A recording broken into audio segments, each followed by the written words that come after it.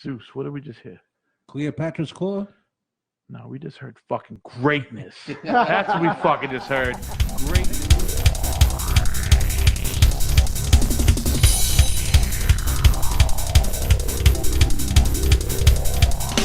You're listening to From the Dungeon Podcast with D-Rock. When we've done with all the noise.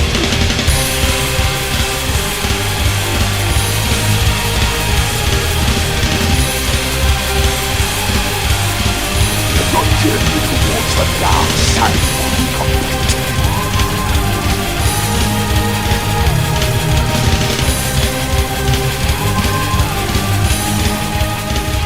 What's going on out there? Welcome to From the Dungeon Podcast. I am your host, D. Rotten, and I'm here with my special guest host again, Mr. Big Zeus from Hoboken. Yo, what up? Mama Luke representing. Bam, bam, bam. And we got in the studio today, Cataclysm Records own Mr. Chris Cyanide. What's going on, Chris? Yo, what's up? Thanks for having me on the podcast. How you doing, brother? What's going on, man? Nothing much, man. I'm just enjoying my CDs. You mean the ones we got? Let's show the people right here. This right here, where you guys can pre-order from where? CataclysmRecords.com? Yeah. And also, too, you can get it on iTunes, Google Play, and pre-order it there. You can also get it directly through me. All right. And I'm not hard to find. Hey, he's in the dungeon right now, folks. Come over here right now, bro. We got some CDs for sale. Yeah. So, brother, doing some good work with Tim. He was speaking very highly about you.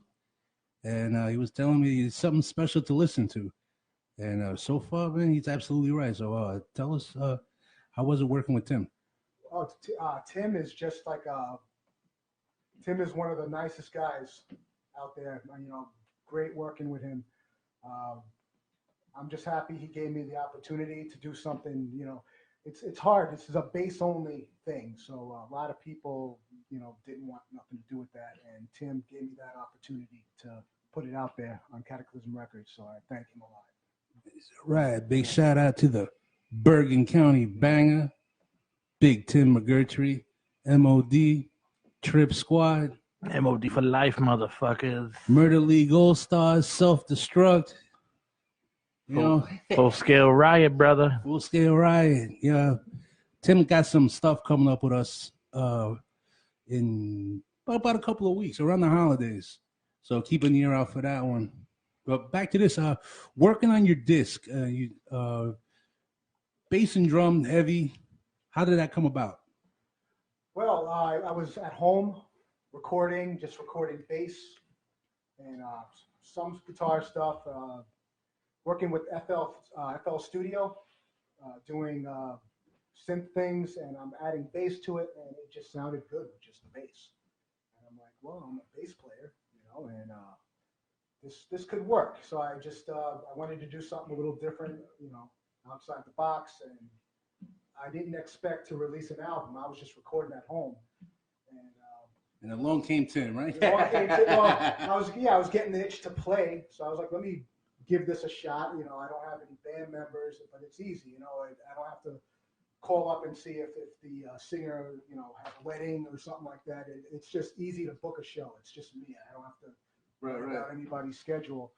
And I wanted to go out and book some shows, and I booked one show at a place called Gussie's in Astoria, Queens, and it was a great show. A lot of family and friends came out to support. You know, I was pleasantly surprised, and I wanted to book another show, so I played the Blue Room a bunch of times. Right. Seacaucus joint. Yeah, I played there a bunch of times, and you know, I worked, you know, with Tim. So I said, let me contact Tim and see if I can get a show going there. He started talking to me about Cataclysm Records, and you know, at first I'm like, I don't know if I'm going to release an album with this, you know, it's just a bass thing. I just want to play some local gigs, and that's it. And so he helped me, you know, he put me in touch with Donna May, and I got on a gig with Agents of Aggression. Nice. So I went out there and I did the show, and Agents of Aggression went on, and they were like, yeah, man, we're signing with Cataclysm Records, and I was like, you know what? Let me let me give this a shot. Let me talk to Tim and see if I can give this a shot. And here I am. Sure enough. Yeah. So, as far as like doing the bass and drum thing, because I heard obviously the disc came out a couple of days ago, so I just heard some live stuff that you did. Okay. Do you? Here you go. Another. In the live aspect, do you think, from a fan's perspective, or maybe even a club owner, when you show up and you say, well, it's just me playing the bass, you gotta like, oh, what do you mean? Just where's the band? No, it's just me. Yeah. There is that. When everybody's like, where's the Marshall Stacks? Where's the guitar player? Where's the singer? Like, I'm like, no, man, it's just me. And they're like, well, what the hell are you gonna do? And I go up there and they're like, okay, we got it. Fucking blow the house down, right? Yeah, absolutely. You gotta, because I saw on a couple of live videos you had on YouTube that you actually got a really good live crowd response. Yeah, they dig it. Yeah. Last show I did, it was a little different. I played with Iron Maiden tribute band, so the crowd was a little divided. Right. And but the people that mattered liked it. Don Jameson was there. Don Jameson was like, that was great. He said, "What's the boss is here?" He liked it too, and I'm like, "No shit. What's the boss?" Yeah, yeah. I'm like, good things. Don Jameson, that metal show. All right, man. Yeah, formerly of that metal show. Yeah. Good things. I also saw that picture. Yeah. With the disc. Good things. Yeah, oh yeah. Right. To the metal show. As far as that, like we was talking, what I did pick up, I play bass myself, what I did pick up is he's a beast. What I did pick up from your style, to me, like the bass is like you play like a vocal pattern, as opposed to like walking the bass line on the piano. Though traditionally, it's more like a vocal pattern. Yeah, it's like I play a 6-string bass, and the reason for that is originally I started out on guitar, and when I started playing bass, something was missing, and I was like, okay, I need those extra 2 strings because it just doesn't feel natural to me. Basically, what I'm doing is I'm playing guitar on a bass. Right. Baritone guitar. That's kind of what I'm doing. Right. Yeah, that's really what I'm doing. Okay. Are you playing with your fingers or a pick, though? Fingers. Yeah. Oh. Yeah, I used to play with a pick, and then I'm a big Geezer fan, Geezer Butler. Okay. I'm just watching that guy. I wanted to play with the fingers, so I weaned myself very slowly off the pick, and I got there. Yeah. Absolutely, we all did. I started out with a pick too. I still use it from time to time. You got it. It depends on the song. Yeah. Something that it's a little edgier that you don't need that low end. Yeah. You could definitely go with the pick. When you listen to those Black Sabbath records, if you really listen, even like Led Zeppelin, Geezer Butler, John Paul Jones, use picks if you listen real well.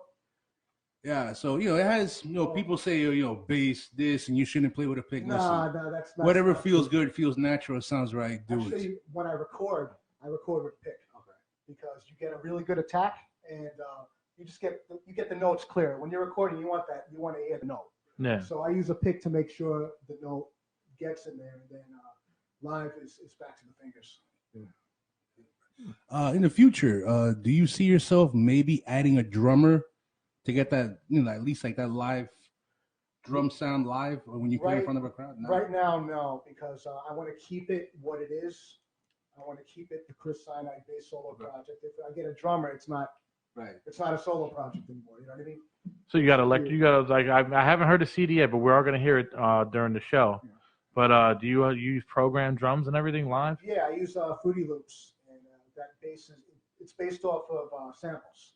Okay. So there's sampled hits and some electronic things, and I just mixed it up and came up with some drum patterns that I liked. Okay. Yeah. All right.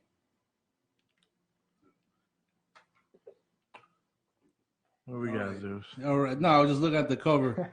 You know what, man? The artwork on this is really nice. Bobby Leverlong's Lucas of Attacker. Really? Did that cover for me. No fucking shit. Attacker. Yeah. There we go. Bobby! Yeah! Shout out to Bobby and Attacker. Absolutely. Mike, guys. Yeah. I know those boys. They're in France. I don't know if they even got back. Just got back. Yeah. Damn. Yeah. Bro, those guys still together, man.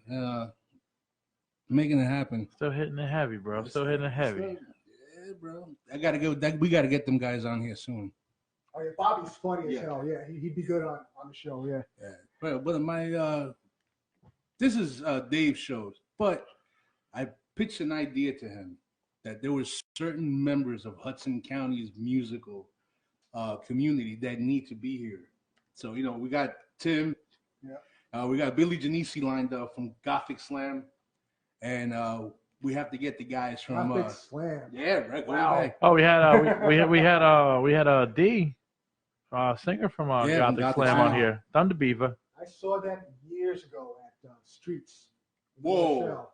Wow. Yeah, years ago. Saw them twice. Saw MOD once there. Oh shit. Yeah, a lot of bands used to come in that crappy little town where I live. Yeah. We used to get some good bands in there. But yeah, that's like my mission statement is to get them cats up here and get their story heard. Because like they're still relevant. And they matter. Like Tim, like that guy is he chips away at it. And he manages for some reason either he's a singer, guitar player, keyboard now with Lana Keys, and does this and that, club promoter, record label. Yeah. There's a lot of good people out there, man, that need to get heard, just like you, man. So we're gonna listen to this in a little bit. We're gonna ask you a couple of more questions before we get to the music. Absolutely. Drill it in. See, that's why I bring Big Zeus here. Big Zeus just drills it fucking in. I mean, I take my time. Big Zeus right in there, bro. Coming at you. Yeah. So tell us about yourself, man. Where you from? I'm born in Bayshore, Long Island, and moved to Westchester County. That's in New Rochelle, New York, and just playing in local bands and cover bands, and I didn't get to do anything cool. I didn't. By the time I was old enough to get into clubs, it was like the mid '90s, and the '80s were going away, and I just missed out. I wish I was a little older. I would have probably done some cooler stuff, and I just missed out on a lot. And just played in local bands. Didn't really do a lot. Never released an album, and not even never on the local scene. Never really. I mean, we recorded and we would put out like maybe a demo or an EP, but nothing to this level with Cataclysm, you know what I mean? And back then when everything was 4-track and cassettes, and that only you didn't get that far. No, you don't. Yeah, there was no social media, like it was different. Yeah, it's all about the flyers and fucking word of mouth. You had to walk with a staple gun in the flyer, pop, pop, pop, and pass around the little notebook. Let me get your phone number. Yeah, go to the post office, and yeah. I still have my little green phone book. Oh man. Dumb question. I'm gonna get you on this one. Being from Westchester County, did you ever go to a Westchester County fair? Yes. Rides and attraction, nonstop action, bro. I got my ears pierced. 12 years old. 12 years old. Growing up here in Hoboken, Channel 11 always used to put on that dumb commercial. I remember that shit, bro. I'm like, dude, Westchester County, come on, bring it to freaking Hudson County, bro. They got wheels, bring it over here. And there was always that one piece, that dumb girl eating the freaking cotton candy. There's a casino there now. Nice. Oh shit! Yeah, the Empire Casino. That's what's there now. Nice. All right. What do you want to do? You want to hit him with song? Yeah, man. Let's hit him. What did you want to do? You wanted to play? Let's tell us a little bit about. Let's do 666. Tell us about 666, brother. 666. I got the name because they're all instrumentals, so I can't name it after a lyric in the song. So 666 originally. It was 6 tracks I used to record the song, and it was evil. So, so it just it worked out that way. 666, and I play a 6-string bass. Everything was 6. A lot of 6s. Y'all motherfuckers are ready for some evil shit? 666, 66, brothers. Here we go. That was 666 from Mr. Chris Cyanide and his sick-ass motherfucking CD, Basic Evil. Yo, that shit had me fucking thinking of demons in backyards, bitches getting chased with fucking machetes or something, man. Oh, shit. Yeah, that's it's good soundtrack to your nightmare type of stuff. Oh, that's just fucking, dude. I'll tell you right now, man, that shit fucking got me fucking. You should fucking put some of that shit into fucking like indie horror films, man, or something like that, bro. I used to do that, actually. What, indie horror I films? used to, I have a lot of friends who they do like these low budget movies, and I'd be like, "You need some music," and I would go on the Fruity Loops program and do like these background sounds, like "wah" and all that. There you go. And they'd be like, "Oh, this is great," and they would put it into their stuff, man. Oh, that's fucking dope. Anybody out there doing some indie fucking movies? Chris Cyanide. And making some music up, bro. Scary shit, dog. Good things.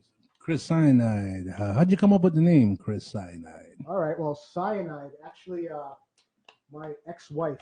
All right. Oh, boy. I know We where this is all going. got him, bro. Listen, I know where this is going, bro. And if she's watching this, my ex-wife is a film actress out in Germany, and her name's Manouche.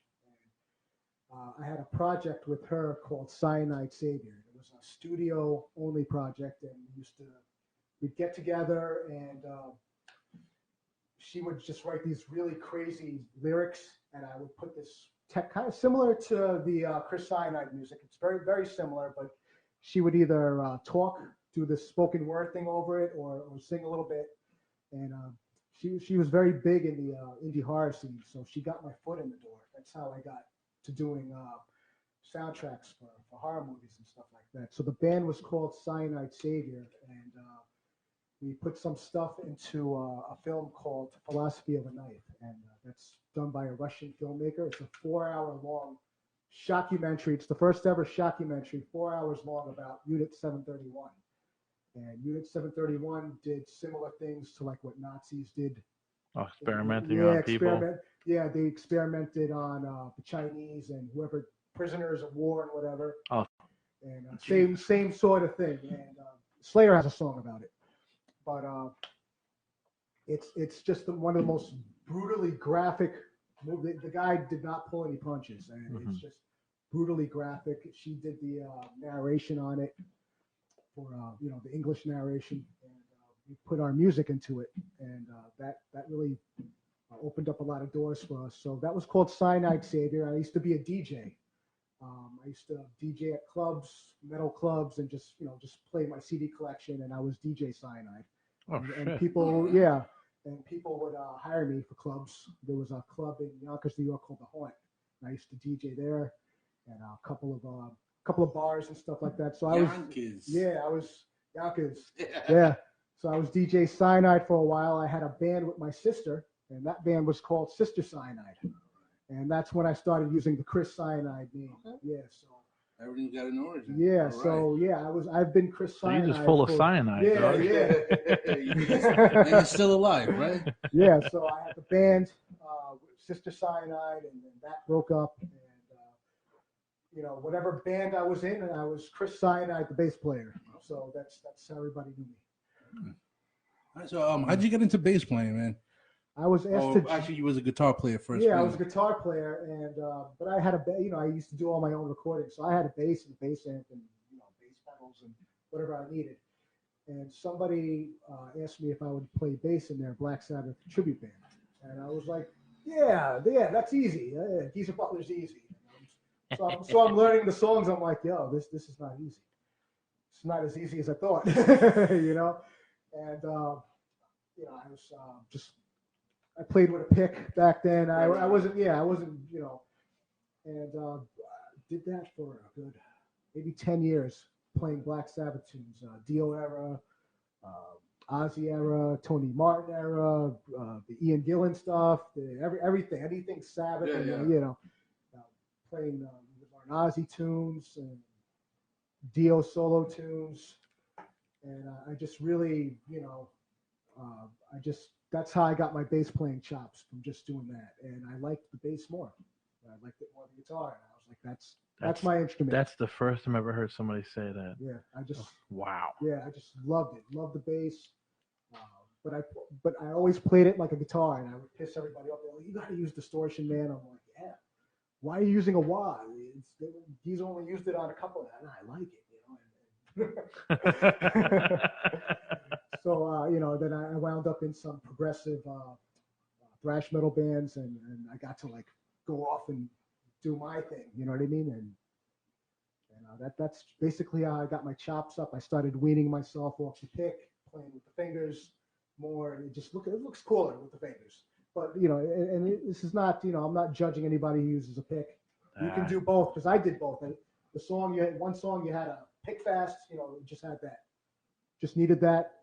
So I would go back and forth between the pick. Now I'm just all, with the Cyanide bass solo stuff. It's all fingers, except for when I record. I use the pick. Yeah. He cheats when he records. I cheat when I record. Yeah. All right. So, what band did it for you? Like heavy. What band? Obviously, even like me, you just don't. Hey, I like heavy metal. No, you had to hear something or someone say, "Hey, listen to this," or you got that point of clarity one day where you just say, messing with the radio, or just happen to pick up a record. And here we go, Zeus. What sucked you in? What sucked me in? My mom. All right. My mom got me into horror, got me into music, everything. My sister, my older sister, and just family. I grew up around a lot of music and a lot of horror. When I was 4 years old, my mom used to watch Children Shouldn't Play with Dead Things and Night of the Living Dead, and I'd stay up and watch this stuff. And my sister would mess with me because we lived at the time. We lived by a cemetery, and she goes, "Look, at 12 o'clock the dead's gonna rise, but don't worry, because during the day when the sun comes up, they go back and they walk real slow, so it'll be cool. By the time they get to the house, the sun will be up." And oh shit! She used to mess with me and tell me all kind of stuff. So the horror got into me early, and as far as music, very very musical family. My mom listened to a lot of Spanish music. She listened to Led Zeppelin, Carlos Santana. My sister was more into like the Judas Priest and a lot of the early rock stuff, AC/DC. It was just always around, and then I started getting into my own things. I got into Maiden and what's that? Kiss?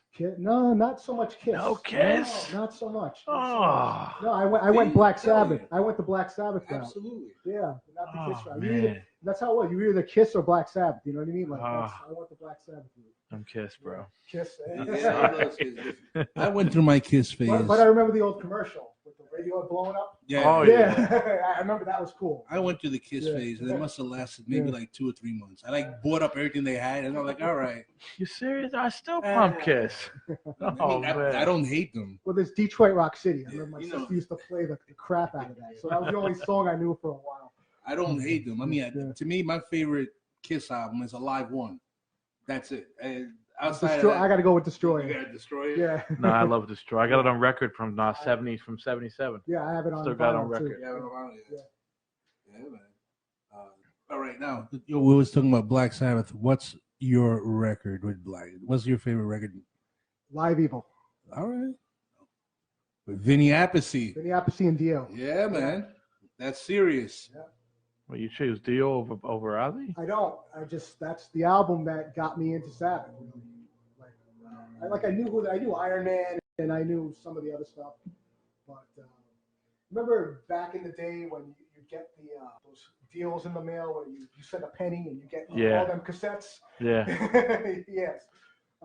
Never pay them back. Yeah, never pay them back, and you get all these cassettes that you I got a didn't want. story for you. I'll let Chris finish what he's got to say. Yeah, I got a whole bunch of stuff. I got Live Evil, Born Again. Nice. I think there was a Yes album in there, but I Okay. can't remember which one it was. And then some stuff I didn't really want. I think Doors' Greatest Hits was in there, Aerosmith's Greatest, and some stuff. And I remember Live Evil. When I heard that guitar solo, Tony Iommi did, I was like, this is what I want to do. I'm telling you, that's why I asked you. That's when I wanted to play an instrument and be in a band. That's what did it. That's why I asked, because everyone has that point that you heard something.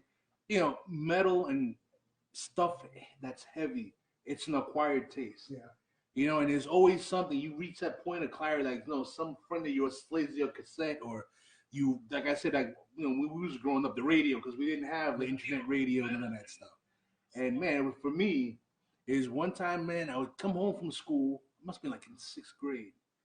and I'm, going through the radio, listening to hip hop at the time, and bro, I roll right by.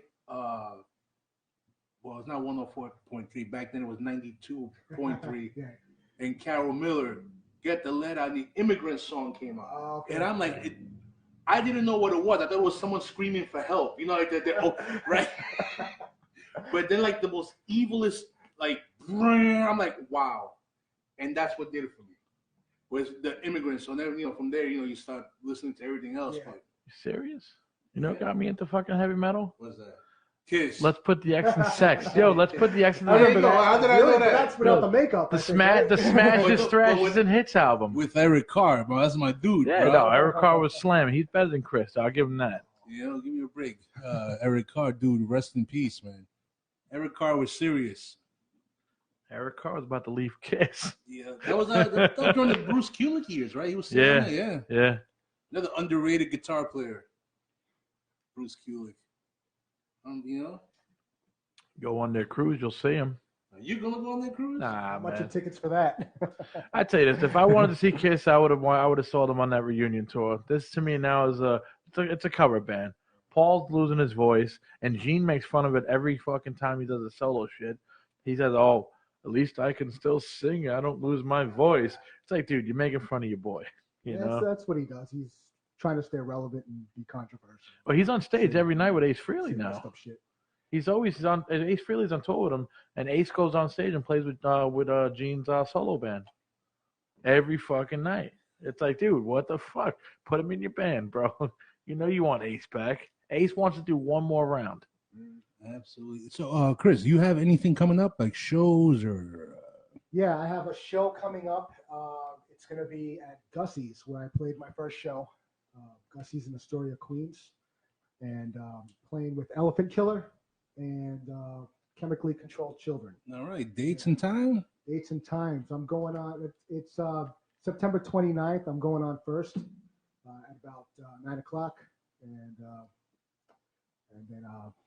what is it? Chemically. Got to get that out. Chemically Controlled Children. Everybody's got long titles. That's the name. That's Yeah, a fucking. chemically That's controlled a children. tongue twister. Yeah. They're big into Kool-Aid. Kool-Aid. That's going out to Dave, the singer. All right, Dave the singer. Yeah. Chemically Controlled Children. Nice. Say that 3 times real fast. Can't go bad with that name now. Can't go bad with playing the show in the Astoria, where you can hear good music and find some good food out there. Seriously. I haven't been out there yet, but it sounds like it's tempting. Yeah, Astoria Boulevard. Yeah, it's all. There's Don Coquise over there or something. but yeah, and then Elephant Killer, and they're kind of a theatrical horror band. They wear the masks and stuff like that. They're pretty cool. Oh shit. So getting back to your disc and actually the whole recording phase. I know you mentioned the name of the studio. If you could hit us with that again one more time. The name of the studio was Johnny. It was a friend of mine. His name is Johnny Patterson. Okay. And, he engineered and recorded. He did everything. Okay. Really good guy. He's retired. He used to be Billy Idol's touring bass player. Oh shit. All right. And he used to play with Nicky Buzz. I don't know if you know who Nicky Buzz is. Vendetta, some other stuff. Yeah. And he just saw me struggling. I was at home trying to. When I had signed with Tim and Cataclysm Record, I had demos, and I was like, I can't put out my demos as an album. That's I've been there.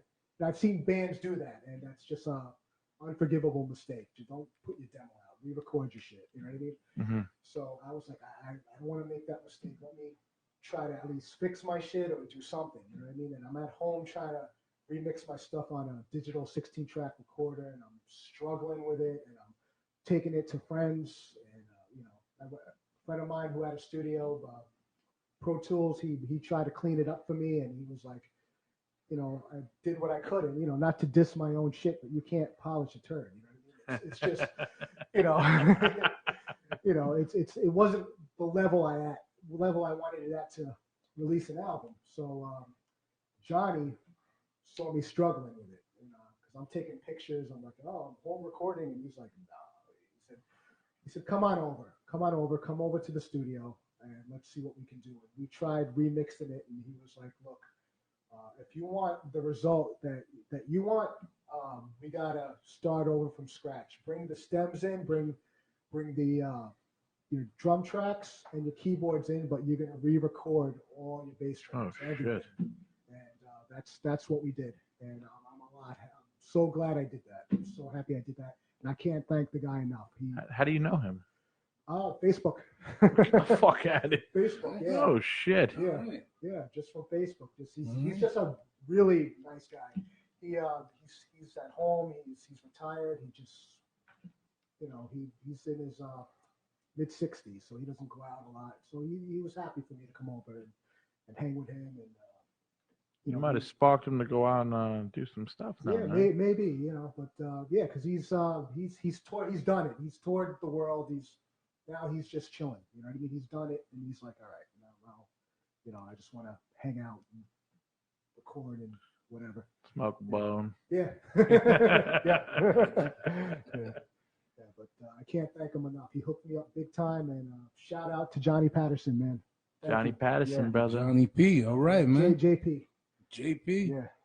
All right, well, let's hit him on another one off of this thing. What you got?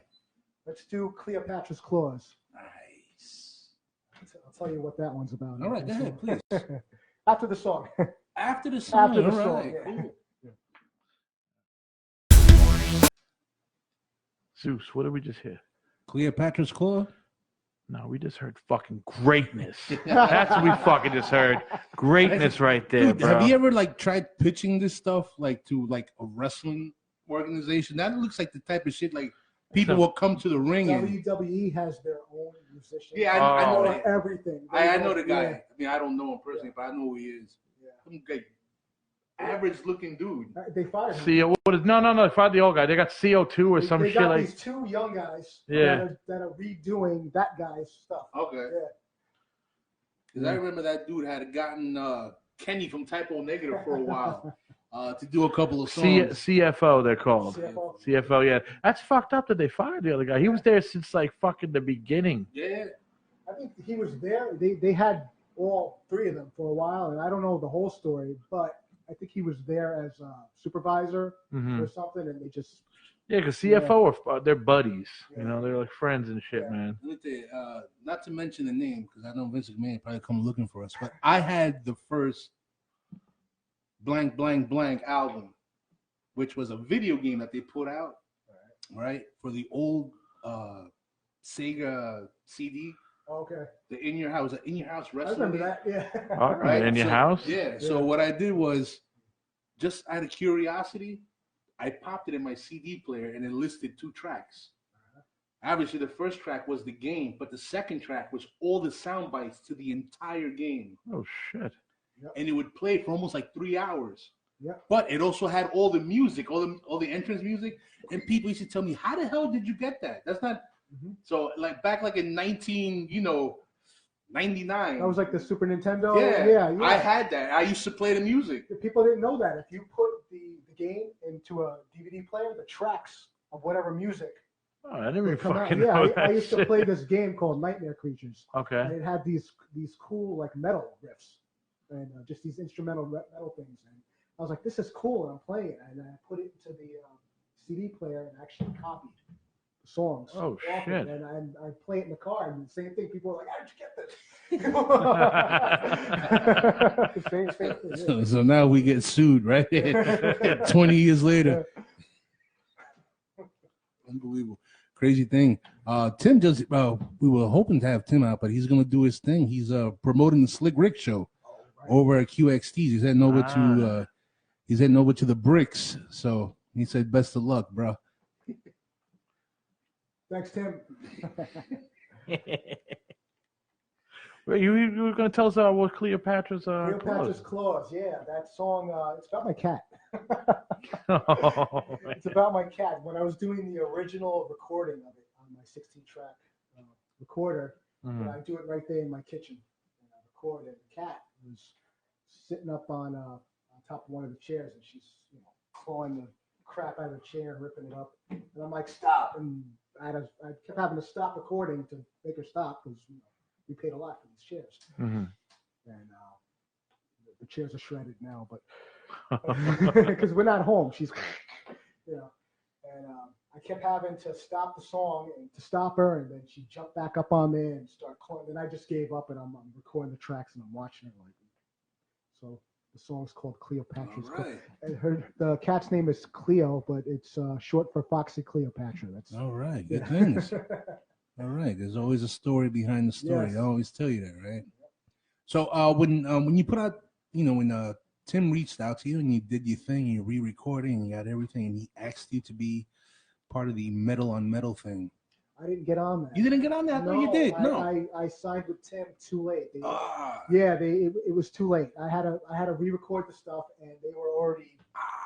Man, I thought you might have been on that. Man, just missed it. You just missed it. Yeah, but I made it out to the CD release show. I got to meet all the artists and everybody on there. It's great, man. I'll tell you, Cataclysm. It's a family. It's a really cool family of different things and cool people, and it's great to have that machine backing you. You know what I mean? It's awesome. Yeah, you definitely got a cool roster, and your label mates are good. Matter of fact, like I was mentioning earlier, Tim is actually going to be here sometime with maybe around November, and he's going to do the Cataclysm record takeover, where he's going to DJ the Metal on Metal. Nice. Talk a little bit about, you know, his stable of talent. Then he's going to do the second half of the show is going to be the Trip Squad Hip Squad, where he's going to Bring the Ruckus, the remastered version, and Return of the Dragon. So keep an eye out for that. Bring the Ruckus just makes me want to beat somebody up. Yeah, Tim is somewhat becoming like, you know, synonymous with us because we just match. You know, this whole thing came together like literally like overnight because Dave had reached out to me. He's like, "You don't know anyone that might want to be on the show?" And I said, "You know, I got this one guy, right?" And I dropped the name on him. He's like, "Dude, that's a big fish. I don't know." I'm like, "Dude, he's a cool cat, man. I don't know, this hardcore dude, MOD, you know, 8th grade. I remember those guys, blah, blah, blah." I'm like, "Dude, he's the coolest guy on this planet."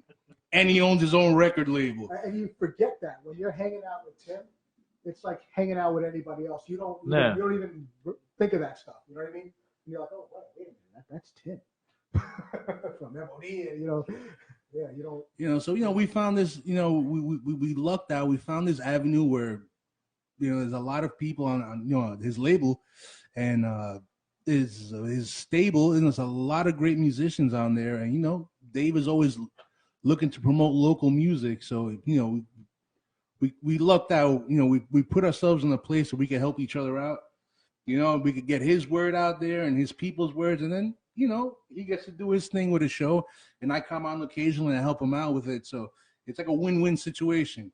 Absolutely. You know, that's how we found out about you, because when he was on talking about MOD, you know, the show is about him, but he veered off into Lana. Yes. And she got a lot of big things coming up. You know, her album drops soon. And then he started mentioning you. He's like, if you go back and listen to the show, we're like, yeah, we'd love to have him on. I was tuned in, actually. Yeah. And then, you know, he contacted us. He put us together, and we figured it out, and we put you in. So, you know, as much as Tim is just a really cool cat, man. He helped us out. We help him out, you know. And it's all about, you know, promoting local talent. You know, people don't do that no more. Like I always say, before you play Madison Square Garden, you got to play some bar somewhere. Yeah. You know what I'm talking about? It starts somewhere, you know, and we got to get back to this. You know, seriously. And really, do you think about it right now, man? Like, there's only I only know me and my West Coast partner, Rat Talk, only two people that are actually promoting local unsigned artists.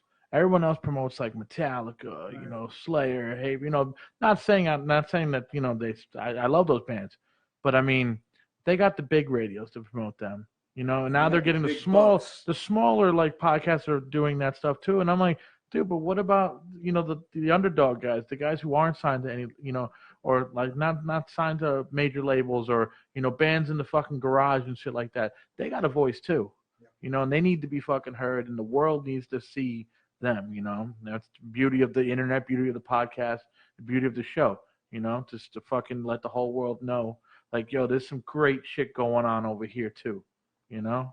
Yep, I'm in my garage jamming. It's pretty great. But you came out with a kick-ass fucking CD, dude. Not bad for a one-man garage act. Hey, man. Not for long, brother. Not for long. Not for long. Not for long, bro. Seriously, this is some serious octane on this thing. You don't think about it. It's it's a one-man show and it's just a bass player and like background music. But dude, this is serious. This is a really good project. You ought to be proud of yourself, man. Thank you very much. Seriously. And going back to you, this is not about unsigned bands. We got 2 signed people. Well, you know what I mean. You know what I mean. Well, it's not Geffen Records. Yeah, exactly. I mean, like right. indie bands, and unsigned artists. You know what I mean. It's all right. It's kind of like knocking out this guy called Bruce Lee. It's not Bruce Lee who you knocked out, but it's close enough. You know what I'm saying? Oh, man. He could have been the toughest guy like in Essex County. You know what I'm saying? You knocked him out. Yeah, I knocked out Bruce Lee. Well, actually, it was Bruce Lee. So, Hey, man. You know what I meant. Yeah, man. Absolutely. But I'd still knock out Bruce Lee, too. That'd be a good fuck. I don't care. Good things, brother. Dave, what you got for us? I'm dying. I want to hear another song. Actually, I want to hear from him because he said, I also want to talk about, he says he fucking lives close to the Amityville fucking horror place. Well, that's right. Well, that area. It's about, I'd say it's about an hour from where I live. But there's a Club Revolution is over there. So I played there. And that's in Amityville. And played there a bunch of times. Have you ever heard any crazy, like we don't hear that much of it. We're not close to it. You don't hear any, like, crazy fucking stories that happen? Just what the movie said or what, whatnot? Yeah. It's just all urban legends. And You see, I live next to a cemetery, and I look out the window. The bathroom faces the cemetery. I look out there at night sometimes. I'm at least a zombie, something, ghost. Nothing? Nothing. Not even no spirit, no nothing? Nothing.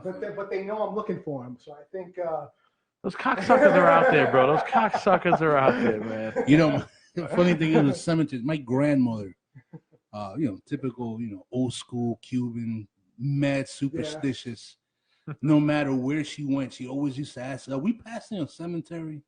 And would always have like a little Hershey's bar and fling it over the fence. What?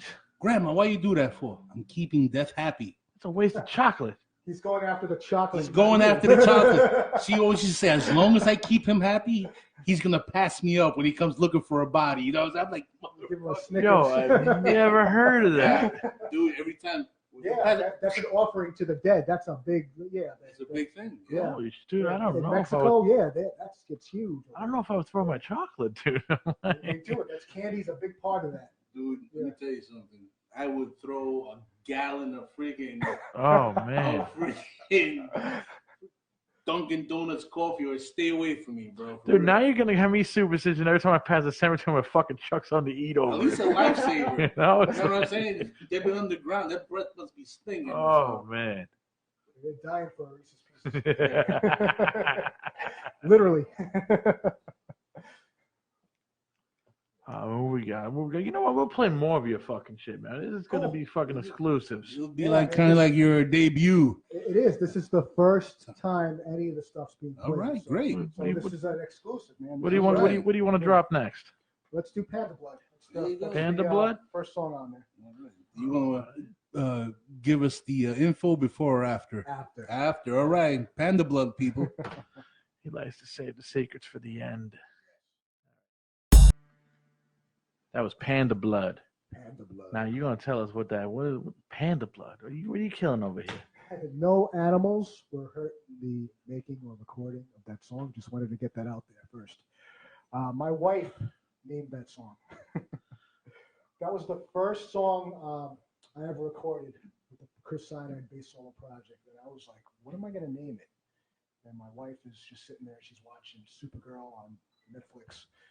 And she's like, name it Panda Blood. And I'm like, why? And she's like, just do it. And I'm like, well, Google it first. Make sure it's not used for anything and somebody else, Googled it and wasn't used. I said, okay, it's Panda Blood. That's simple. Panda Blood. That's fucking It's tough when you're doing instrumentals. like I said, there's no lyrics to base a title off of, so I got to come up with something, you know. And Panda Blood. No. Yeah, that's what it was.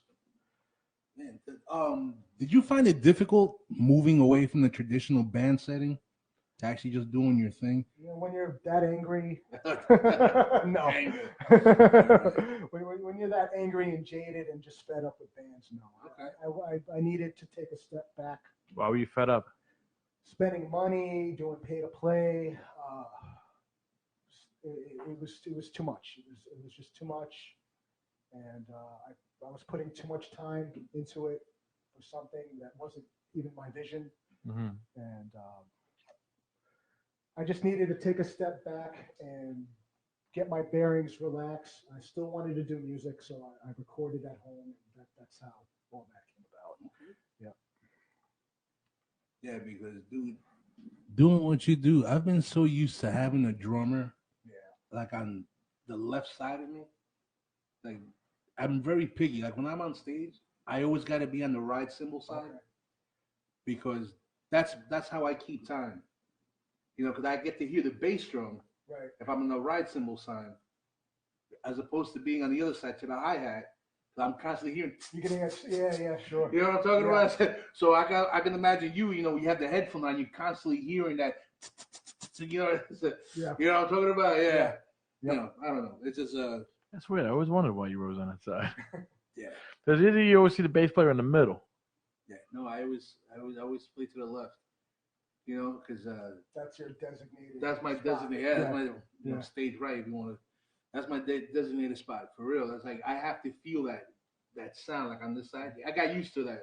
I used to move around a lot. I had a wireless setup, so I would walk out to the audience and play and stuff like that. I can't do that now because I use a lot of effects and things, and I got to be near the mixer. Right. So I got to operate stuff, so I don't have room to move around anymore. But you're like the one-man Geddy Lee, right? Yeah. I just need an extra foot in the But it's a little. It's tough by yourself, but there are perks. Like I say, I don't have to worry about if somebody can't make a gig or something like that. It's just I can go according to my schedule. Yeah, probably the best thing. You ain't got to split the door 4 ways. Nope. There you go. I was thinking that. Bro, you got it right there. You got food, you got gas money, and a couple of drinks, bro, all to yourself. Yeah, but carrying the gear is a pain in the ass. It's to do a show. I have my bass gear, bass amp, bass head, 3 basses, triple stand, small PA system, PA head, DJ mixer, and I gotta lug all that stuff on stage, get it set up within whatever designated time they give you in between bands, get it set up. Get a quick sound check in, get my pedals, everything's, everything plugged in. It's tough. So sometimes at home I just practice doing that, just setting up and breaking down, because then you got to break down. And I don't have a roadie. And I'll just practice doing that and time it, see if I can do it quick. And then you don't know what you're walking into. When you play a club you've never been at before, you have no idea. Do I got to go up a flight of steps? Do I have somewhere close to the stage where I can put my stuff? That's a lot of shit, man. It's a lot. The first thing when I'm done playing, the first thing I do is get everything off the stage. Then I can roll up my cables and pack up my stuff. But it's get it off the stage first. That's first. Yeah, that's definitely something I don't dig is clubs that have up on the second floor. Not cool. Not cool. Everybody should be ground level with clubs, absolutely, bro. Absolutely, man. Hey, but think about it though. No, let me ask you. There was only one club I ever played, and it was in Staten. It was in Staten Island. That was a second floor club. Never played any other second floor clubs. Where do you guys play second floor clubs? In Union City, at Tree Bowl on 32nd Street. At the second floor. Second floor. Oh shit! There's a place in Poughkeepsie called the Loft. And as soon as you walk in, it's a straight up flight of steps. Dude, how do they expect people to carry fucking equipment up flights of stairs and shit? They do it. You know what it is? Usually like those places are like clubs.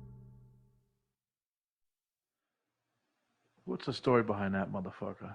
8-string bee sting. Okay, so an 8-string bass was used to record that. Mm-hmm. And the bee sting part is, if you check out the video, there's a lot of bees incorporated into the footage, and that's supposed to be a representation of worker bees. Okay. And work getting done, and that's just how I thought of the song. Was just it was a work in progress, and there were worker bees, and I think the bees are just better than ants. I don't think 8-string ant thing was gonna work, so I went with the bees, and it's cooler. It's a lot cooler. When you see the video, you'll see what I'm saying. It's a very simple video. It's me running around in my backyard with a mask on. Okay. I wear a mask when I do live shows. It's just something different to look at. When you're by yourself, you got to come up with things to make people go, "What the hell is?" And so I'm wearing the mask and I'm running around with the bass and I'm playing. I'm in the cemetery across the street from my house. Mm. And little bit footage from me walking around on the beach. And we incorporated some bee footage into it, and it just came out a little bit abstract, but I think it's a good video. It's a good representation of where I was at the time, feeling at home, recording stuff at home in my backyard, or across the street, and like I said, the worker bees was the work in progress type of thing going on. So that's crazy. I'm still thinking like I never thought I would ever meet a person who would put out a solo bass album. It still boggles my mind. I'm like, wow, all this bass.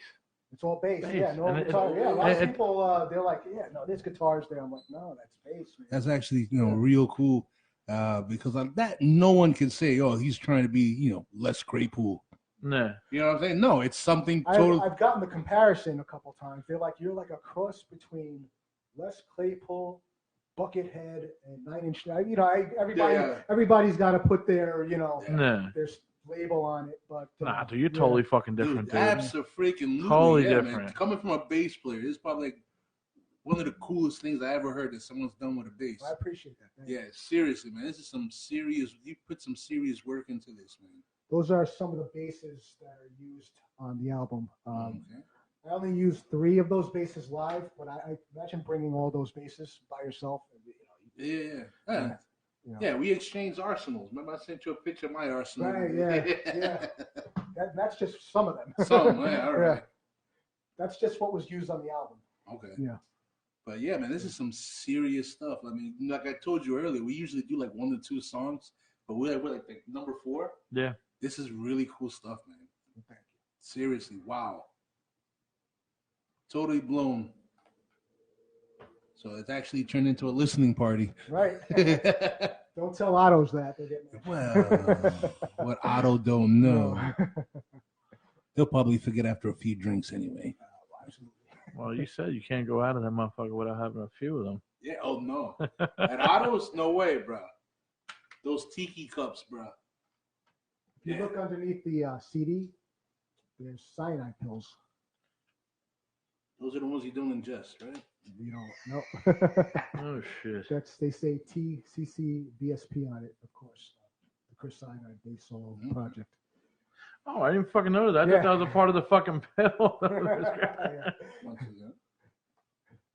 Released on Cataclysm Records. So you take a few of those and you're hooked on cyanide. Well, we got sucked in last week. This week we we're hooked on cyanide. All right. Telling you, things are getting a little crazy here at the dungeon. I'm hooked on cyanide right now, man. I can't talk. Hooked on cyanide. He couldn't talk last week. Shit, man. Lana freaking sucked him in. Yeah, this guy was in the daze. I was sucked in last week. Now I'm hooked on cyanide this week. Turning into a drug addict from Cataclysm Records, man.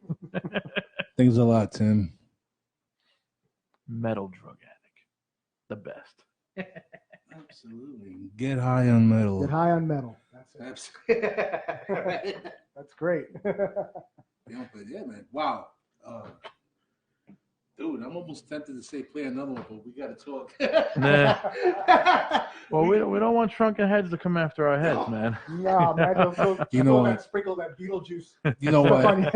You're absolutely right. I got something to listen to driving home. This is it's good driving. Yeah, absolutely, bro. But like I said, this in a horror movie or like an entrance for a boxer or a wrestler or an MMA guy, this is serious, bro. Seriously, folks, you got to get out and get this. Yes, well, we look at that. He seconds that. All right. So give us some info where we can find it. I know you said it already, but we'll say it again. Okay, so it'll be released worldwide October 5th. You can download it digitally on any download platform, iTunes, Spotify, all that stuff. I'll have it there on SoundCloud for download. You can get it through me. You can hit me up.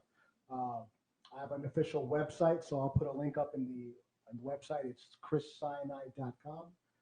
I just recently launched it, just in time to have the CDs available. And I'll put up everything. Don't worry about that. Oh, they can find everything on you. Yeah, it'll be on Reverb. Every possible Platform. website out there, it'll be on there. So it'll be everywhere,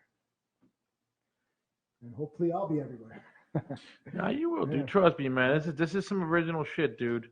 I've never seen anybody with a fucking bass solo project. No, it's or anybody. it's a little outside the box. And I tell you this right now, you got balls for doing this. You got balls, dude. Because I mean, people do all those guitar solo projects and shit, but nobody's ever done a fucking bass one. No. You know? I actually went out to see Michelangelo Badio. He's the guitar player for Nitro, and he does something sort of similar. He goes out there with his guitars. Yeah, remember Nitro? Yeah, Jim remember the Gillette. guy? You remember the guy? Yeah. Yeah, so he... Leader for his ex-husband, Jim Gillette, bro. Oh, the guy that's on the island still, and she left. So she says, but I'm sorry about that, Chris. I just had to throw it out there. But, I played a couple of gigs already, and then, I wasn't really quite sure. And then I went out to see that guy. And, and he's up there by himself, playing his tracks up there on stage, and he's shredding over it. But his stuff it's a real drummer that he recorded, right. And he's got backup vocals doing the chorus. It's less of an industrial thing. It's more of a rock thing. Mm-hmm. But he had the balls to go up there and do it, and just do it on his own, and it was accepted. And I felt so much better after seeing that. I was like, I could do this, and I actually wrote him on Facebook. I was like, dude, you inspired me to keep going, and he read it and never responded, which is fine. But Dick. He's probably like, who's this nut? But no, it was a big inspiration for me to. I knew I could. I got this. I could do it. It'll be accepted by mostly everybody. Then again, everybody's like, where's the Marshall Stacks? Where's the singer? Where's but. Everybody got Marshall Stacks as singers, man. You're doing something fucking original. Yeah, so it's its own thing, and people that have supported me and helped me out, I appreciate it, and they're there and they love the stuff, and that's what matters. Absolutely, bro. I'm still, like I said, I don't know how many times you're gonna say it, but this is really good stuff.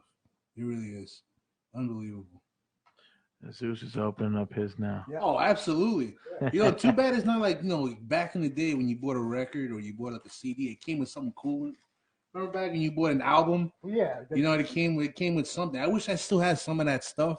Yeah, those days are, now everybody downloads. Yeah. It's like when you went out and back in the day when you bought an album, wearing an Alice Cooper shirt. I remember when the Raise Your Fist and Yell album, the album came out, and I bought it at a place called Paul's Record Hut. I bought it, and I had a long walk home, and I'm just looking at it, and there's that excitement that you got that new album, and you're gonna open it up and put it on there, and open up the sheet and read the lyrics and look at the pictures, and that's just gone now. Everybody just downloads. You know what I mean? It's no. It's also, they took the fun out of it. Yeah, the packaging also offered something. Like when you bought a Led Zeppelin 3, it had the little pinwheel thing. Yeah. Remember? And the Stones, Sticky Fingers. I actually had a set of drawers with a zipper on it. The Ramones released a record where it came out with "Beat on the Brat," and it had a little mini Joey Ramone beat on the brat, baseball bat. Try saying that. It came with the record. Now go on eBay and find how much that probably goes for. That little tiny bat that came with a record.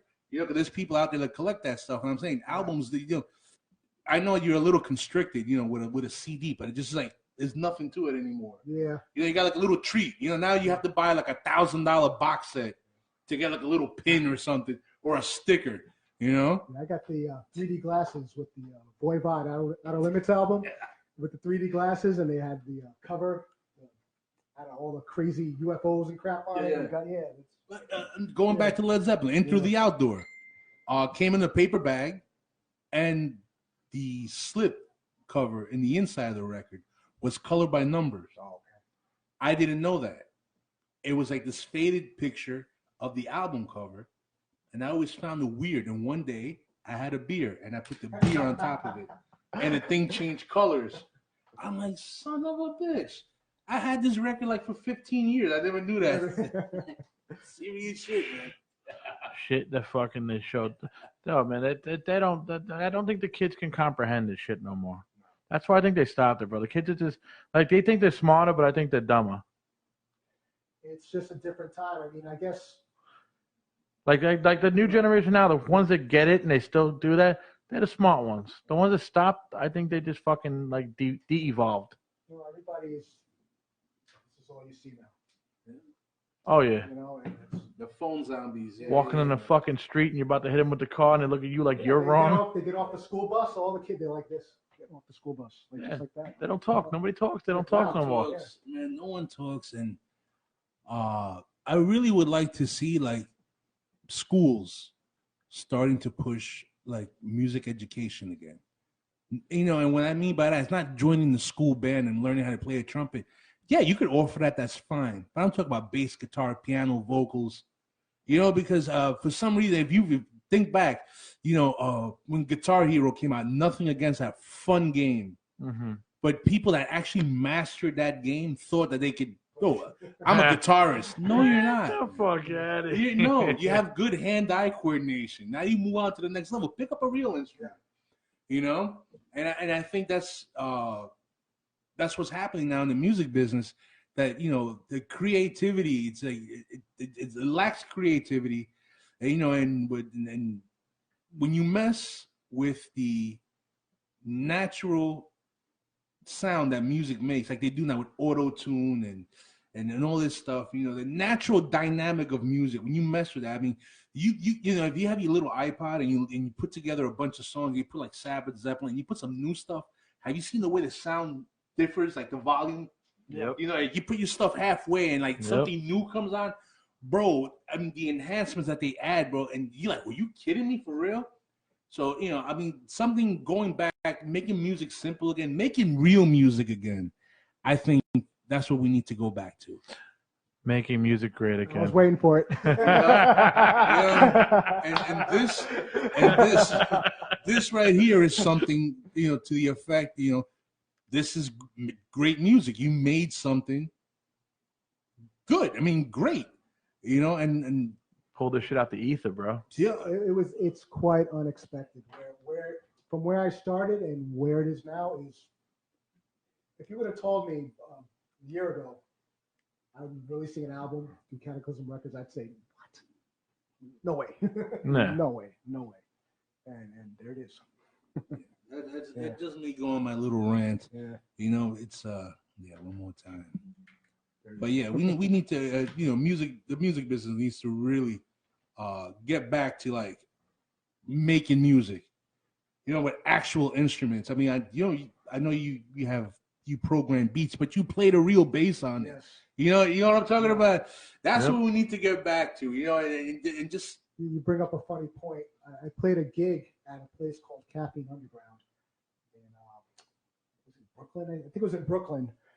And I walked into the place with all my stuff and everything. And they had some guys there, and they were like, listen, let us finish our set, and then you can set up, while we're doing our thing. And they were just DJs. They were they just had the DJ mixer and they were doing the beats, and there's all these guys sitting there and they're like, yo man, this is hot, and they're watching them. I'm like, okay.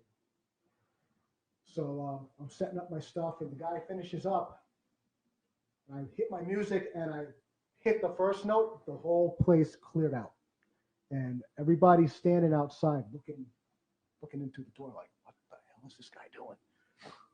It's because I'm playing an actual instrument. Oh my God. You know what I scared mean? the Yeah, shit out I of people. scared them. Yeah.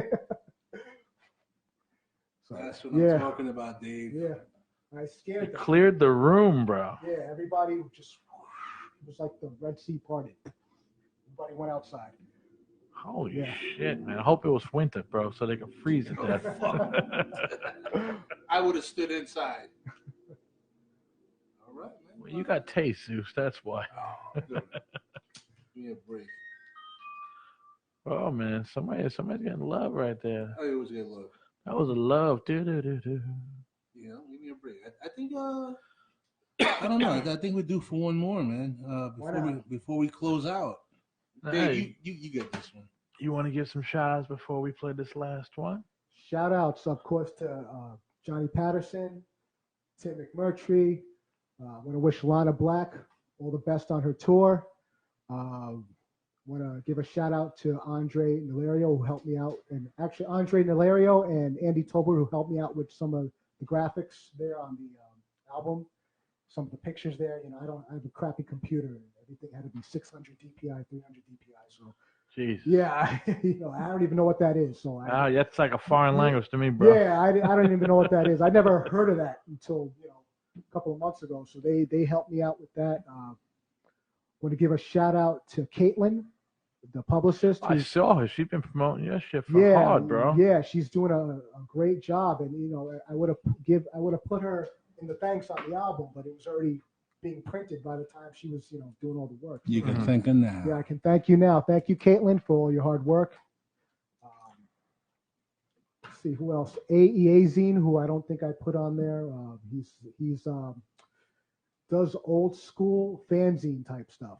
Okay. All right, and I actually have an interview coming out with him pretty soon. That'll be posted out there. His name is Dave Wolf, and it's called Auto Asphyxiation something. it's a long thing. Auto Asphyxiation Zine. So I want to give a shout out to him, and yeah.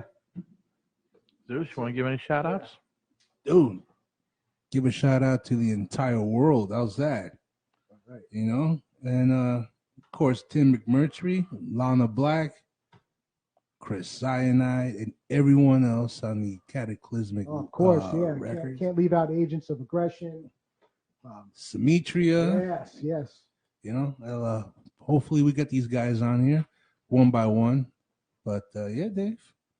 Yeah. And shout out to Attacker and Bobby Lucas and Mike Sabatini. That's the dude right there, Mike Sabatini. Yeah. That's my dog. Well, they all are. Give a shout out to all of them. Yeah. Mike Sabatini, Jonathan Hasselbrink, Smitty, Bobby Leatherlungs, and of course, Mike Beretatis, Attacker. And there we go. Yo, shout out to all my peeps out there who watch The Dungeon. Shout out to my boy Chris being on the show. Thanks again for Shout having out me. for Big Zeus being on the show. Yo, brother. Yo, shout out to my dogs in the West Coast, Rat Talk, everybody. Y'all be seeing you motherfuckers in another month. And go buy a t-shirt. Life ain't free. Neither is this show. Love you. We're going to go out with Blue Martian. Nice. You want to throw a little bit out there before we dip out with Blue Martian? That's a nice mellow song. That's about Blue Martian, again, sort of inspired by my wife. She's watching Supergirl on Netflix. All right. And I've recorded the song with a 6-string fretless acoustic bass. Oh. And she's watching Supergirl, and there was some Martian things going on there. I think Martian Manhunter. Yeah, Martian Man. Yeah. Yeah, so he's fighting there's the Blue Martians there's the Red Martians and the White Martians. So this is going on as I'm recording the song, and I'm like, where's the blue Martians? It's just like, there's no blue Martians. I go, now there is. It actually sounds like a drink you're gonna have at Otto's Shrunken Yes. Heads. Let me get a blue Martian on the rocks, bro. Well, there you go, folks. This next song up. This is from the Chris Cyanide bass solo project, Basic Evil, Blue Martian. Thank you for watching the show. Peace.